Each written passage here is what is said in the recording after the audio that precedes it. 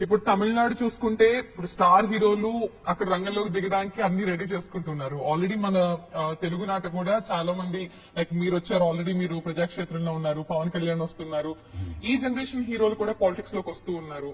మీరేమన్నా ఆ పిలుపునిద్దాం అనుకుంటున్నారా? మరింత మంది రండి. ఎవరికి పిలుపు ఎవరా ఇవన్నీ politics is always grooming. Politics is not emotional. అది ఒక రామారావు గారి వల్ల అయింది. అమితాబ్ బచ్చన్ ఎంపీకేడు వచ్చి పాలిటిక్స్ లోకి ఒక గొప్ప పొలిటీషియన్ ఓడించడం తప్ప ఆయన ఉండి ఇంకెంత సేవ చేసేవాడు దేశానికి. మహబూబ్ నగర్ ఉత్తరప్రదేశ్ లో అహ్మదాబాద్ లో ఆయన ఓడించి వెళ్ళాడు. ఏం చేశాడు?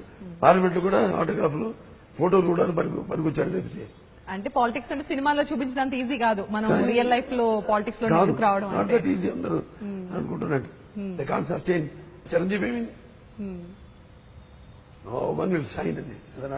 అది నేను రాసిస్తాను. ఇప్పుడు మీరు హిందూపూర్ కి మేము వేరు, మా బ్లడ్ వేరు, మా బ్రీడ్ వేరు, మాది వేరు. సస్టైనబిలిటీ ఉంది మాకు.